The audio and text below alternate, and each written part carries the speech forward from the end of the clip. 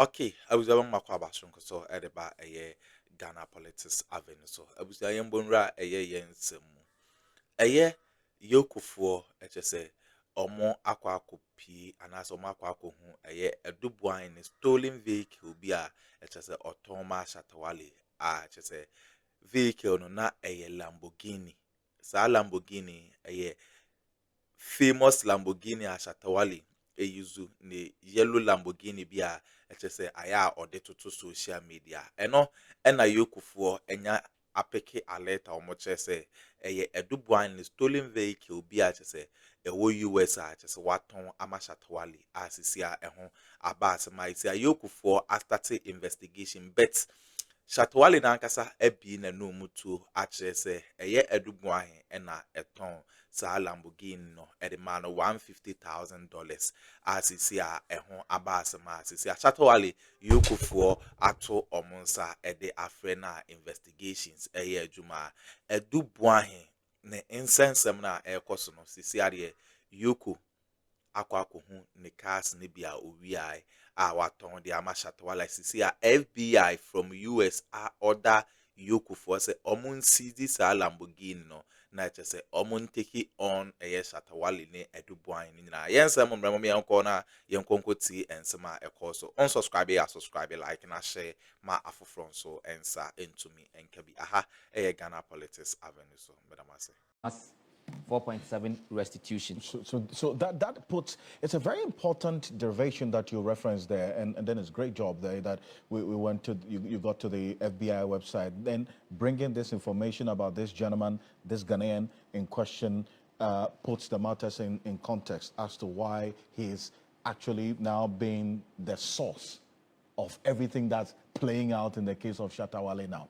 But then, there's another part of it as well, is it not? Yes. That has to do with this former officer of the National Signals Bureau. Yes. Do we have pointers to an identity of who this person is? Yes, so we have been knocking on we have been doing some background checks to understand what really the matters could be and if there could be any link in that respect. But thankfully, in a live broadcast a while ago by Shatawale himself, he did indicate and he mentioned names. And if you do draw the links, it leads to one person. And we'll establish that soon. Perfect. However, Shatawale has also stated some things or some facts from his point. Great. Indicating what actually happened. And what stands out in that broadcast is to the fact that, yes, he confirmed that, yes, the Lamborghini in question is a vehicle that he bought, and he bought it for $150,000, that he bought it from Kobna Edubuahin.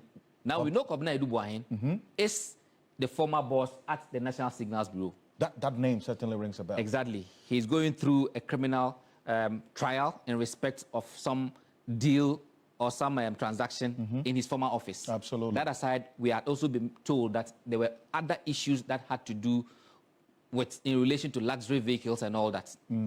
So this now brings clarity to the matter. The EOCO referencing a former National Signals Bureau official who together with Shatawale have now become persons of interest because Shatawale says that he bought the vehicle from this person. So Shatawale is just now confirming the identity of the former National Signals Bureau officer that the EOCO failed to put out. Exactly. So Shatawale they didn't mention, except they didn't put the person's name in there. Absolutely.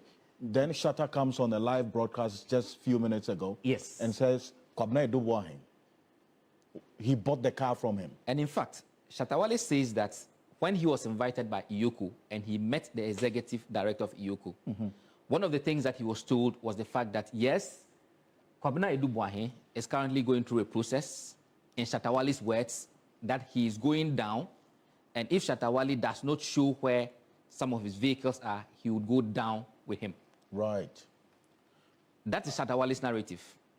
But Shatawale says that this name, Nana Kwabena Amwa, as appeared on the EOCO statement, that this was not what he was told when he had a conversation with EOCO. That the only name that he was told about was the question of Kwabena Edubuahin. That in this respect, the former National Signals Bureau boss. Yes. But Shatawale also did indicate that when it comes to the vehicle, he bought the vehicle from him, who is a third party. He does not know who imported the vehicle. He does not even know who the original owner of the vehicle is or was. But he states categorically that he did not buy the vehicle from Nana Kwabena Amoah. In fact, that he doesn't know him. Who Nana Kwabena Amoah being the gentleman who is in the U.S. now, exactly, who is the pleaded guilty in the U.S. But you're a lawyer, so let me put you on this one. Does this narrative by Shatta Wale shield him of any responsibility whatsoever? That yes, he didn't buy the vehicle from Nana Kwabena Amoah, he bought it from Kwabena Boahen, and so he has no dealings with this gentleman. So when you look at the statement from EOCO carefully, even though it does not mention money laundering, these are matters that border on money laundering. Right. And the offense of money laundering is so wide that you may not be directly involved with a person who is involved in an illegality, but to the extent that you are seen to be benefiting from proceeds of crime, right, then it robs off you. Absolutely. So it matters not really that you do not know the person in question, but that they are saying that the vehicle in question is a proceed of crime. Right. So we are tracing it. So when they find it with you, it's only reasonable that you also come under investigation to clear your name. As an interested party. If it happens that you bought it in good faith for money without notice that indeed this was the matter, that's a different conversation. But for a starting point, once it's a proceed of crime and that EOCO has been gotten in touch to by FBI in tracing that vehicle, that should not even arise in the first place. But that's aside the point. He goes on to make other points. That's the only reason he handed over the car to EOCO was the fact that he was told that the car was involved in a shooting incident in the U.S. In his own words, that somebody was shot in the car and that he got scared, he was traumatized. So that was the reason he had knowledge. He surrendered that car. He accuses EOCO of abuse of power and targeting. Now he says that he's no longer interested in the vehicle, but it doesn't even look like EOCO is interested in giving the vehicle back to him, because when you look at the final part of the EOCO statement, it is clear what they intend to do with the vehicle. That's what the government of Ghana, to return the vehicle to the United States as part of restitution. For this gentleman. I see. Now, we have a video, right? Yes. That it puts the matters in context. So indeed, Shatta Wale's narrative that he bought this vehicle in question, this Lamborghini, for $150,000. And a yellow one at that. A yellow Lamborghini for $150,000 from one Kwabena Boahen. Yes. Now, that name, as Dennis has established, brings to mind the former National Signals Bureau boss. Now, if you recall, the EOCO statement referenced a former National Signals Bureau officer. Now, one of the businesses of this former National Signals Bureau boss, Kwabena Boahen, who is standing trial now, is a car dealership. He used to deal in luxury vehicles. I'm going to show you a video of that company, that luxury vehicles company that Kwabena Boahen owned. And you will see the Lamborghini, the yellow Lamborghini in question that Shatta Wale bought in this. This video speaks for itself. Yes, it does. It does. So this is the video of Kwabena Boahen's company. Precisely so. Right. And these are some of the luxury vehicles that... This actually is a video that the investigative bodies have, for which they are looking into the matter. And our sources did indicate that, yes, clearly, you could see the Lamborghini in there. Dennis, stay with me. Richard Commodore is a security analyst. He's been following how this matter has been evolving over the last at least 10 hours or so. We've been watching closely. Mr. Commodore, thank you for joining us. Now, with all the references and the great detail that Dennis brings to this, taking into consideration what the FBI itself has put out about this gentleman in question, which links Shatta Wale, and how the EOCO has come in now, from the security perspective, how do you connect the dots on this? Definitely. Dennis mentioned one of them. That is money laundering and financial crime and related activities. And if you remember, we had a discussion about 2 days ago when the CID boss mentioned car theft, and Ghana has become a dominant place for many of these cars that has been stolen from one of the destinations we are talking about. And I said, if care is not taken, the fraud transference could be sent into second to third parties who might have just purchased a car for luxury or for business. And this is one of those cases. Now, when you speak about Shatta Wale in particular, he has been a person of interest since the day he started throwing money into the air and begin to ride in town with those large numbers of vehicles, motorbikes. And when we say the person of interest, what we are talking about is that you have other come under crime notice, you have come under investigation notice, you have come under national security interest notice, you have come under safety notice, or you have come under insecurity notice. The profiling agencies within the law enforcement agencies will not prompt you, but then that is who he has become. And the person of interest could be nationally or globally. And to that extent, whatever activities you are engaging or related parties, to the extent that fraud can be investigated and you could be drawn in, you needed to take your due diligence seriously. And I don't think in this case he did that. And that is why he was drawn into this case.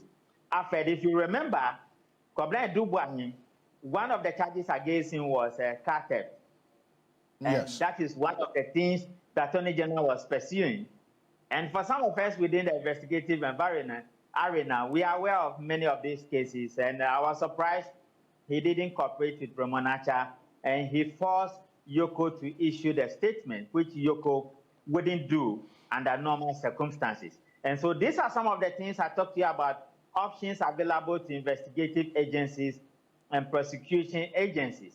Once you force them, then they are also entitled to issue out or to adapt some of the options available to them. And to that extent, I think he will need to be a bit more sober, because after DC, I've said it before, once you come under crime notice and the notice is served publicly or privately and is made known to you, you do not dictate how the investigation should be done and which approach to be done, which approach should be adopted. One of the words in the lines there is surveillance. It means that Boahen and Shatta, Wale, many of our celebrities who have not taken due diligence seriously have been put under surveillance by international organizations and local collaborators for a very long time. And the decisions could go against them when the adverse findings are made public.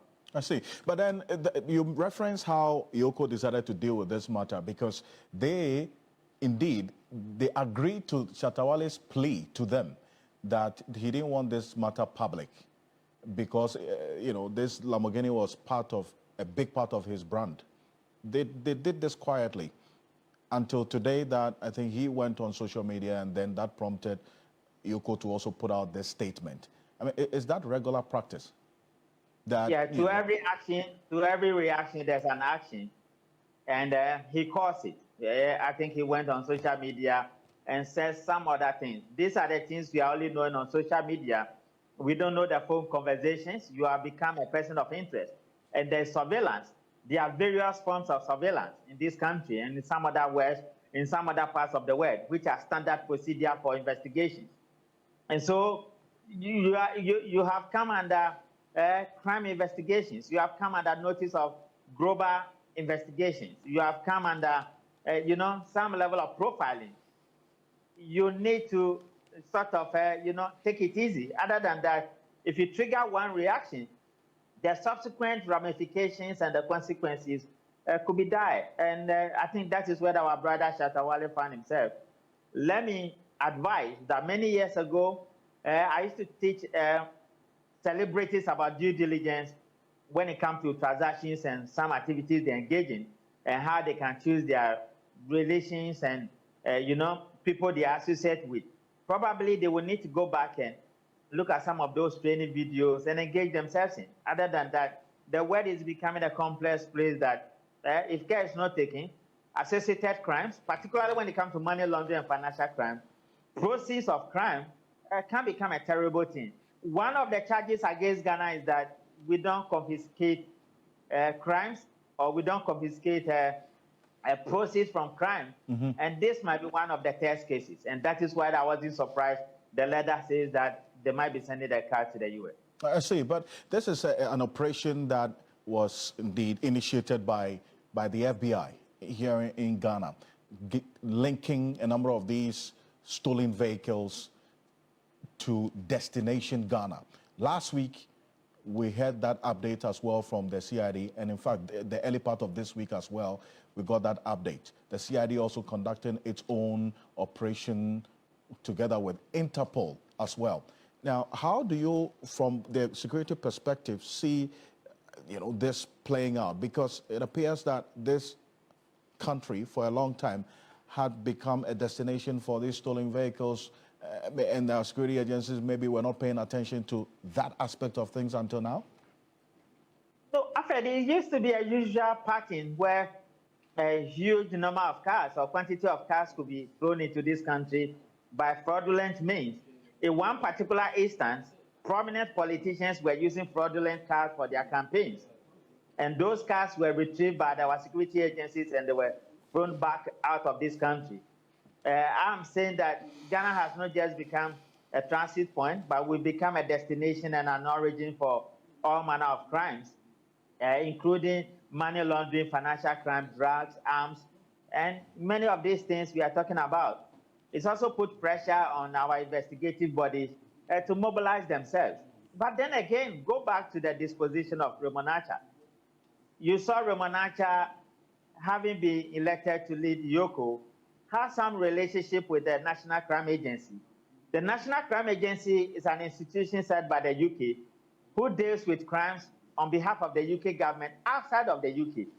Then you also have collaborations coming in from Israel and the US.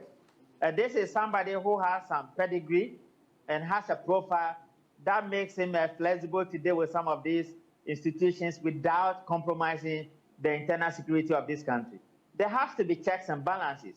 But once you have come under radar, you do not dictate how the operations should be governed.